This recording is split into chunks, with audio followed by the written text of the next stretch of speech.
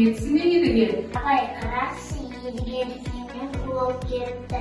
Ол жеңген ғой. Я, балалар, кола деген адам денсаулығына өте зиян. Мәселен, ана майонездің ішінде сүйекке, бауырға өте зиян екен. Ал бірақ коланың да пайдалы тұстары бар. Қанекей бірге эксперимент жасап көрейік.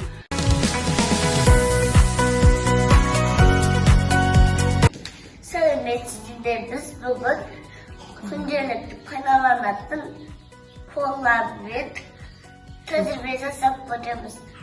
Ал балалар, алдымыздағы міне тұрған жұмыртқамен тәжірибе жасап көрейік. Біздің алдымызда кола және қарапайым су тұр. Осы сұйықтықтарды стакандарға құйып шығайық.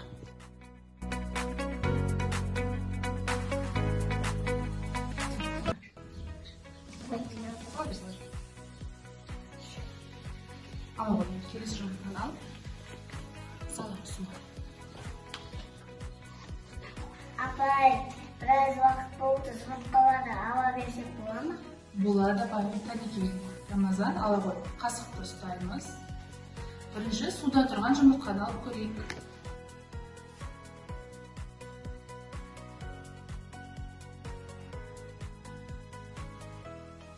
Ал балалар, біз жұмыртқаларды сұйықтықтардан алдық. Қанекей енді мұқият қарап көрейікші, қолымызға ұстайық. Түстерін өзгерткен бе жұмыртқалар? Қане, қараймыз, мұқият қараймыз. Түстерін өзгерткен бе? Жоқ, түсі өзгерді. Түсі өзгермеген екен, я? Енді кола сұйықтығында тұрған жұмыртқаларды алып көрейік. Қанекей, олар түсін өзгерген бе екен, өзгермеген бе екен?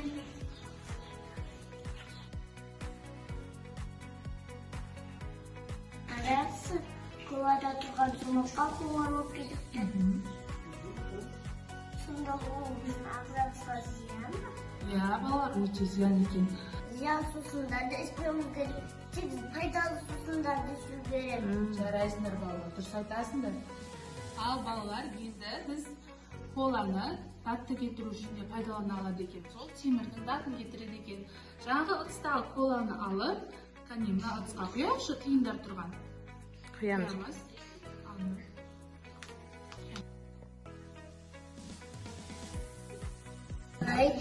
Біз коланы құйып болды. Жарайсыңдар. Ал енді балалар, біз шамалы уақыт күтейік, коланың әсер бергенін күтейік, е? Балалар, енді бір шама уақыт өтті. Біз жаңағы салған тиындарымыз енді байқап көрейік, қасықпен тиындарымызды алайық.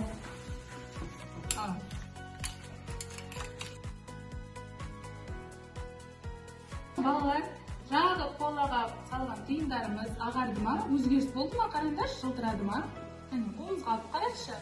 Бай жылтырады. Жарайсыңдар. Сен қарашы, қандай өзгеріс болыпты? Ағарған ба? Ағарды. Жарайсыңдар балалар. Ал балалар, біз жаңа коланың зиянды және пайдалы жақтарын көрдік. Коладан қалған мысалы мына қалдықтан біз өзімізге керекті заттар жасап алуға болады екен. Мысалы, музыкалық аспап тұяқтасты білесіңдер ме? Тұяқтасты осы қалдықтан жасап алуға болады екен. Біз мысалы бөтелкенің астыңғы жағын кесіп алдық.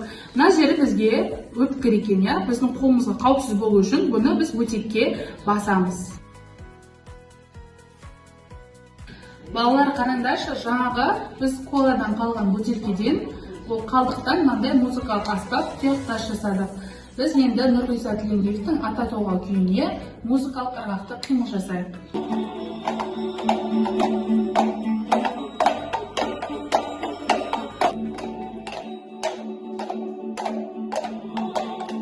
Балалар, бүгінгі тәжірибеден сендер қандай ой түйдіңдер? Қане, айта қойыңдаршы. Балалар, колар деген біздің ағзамызға зиян. Бұны ішпеңдер. Денсаулық бұл зор байлық. Күтей бітсін әдептік. Дені саумыздан сау, дейді халық мәтелі. Сондықтан да балалар сақтай болсын мәнерді. Осыны бұл күн сайын біл әдетпен денсаулығы тоқ бұл пайдалы дәруменденмей.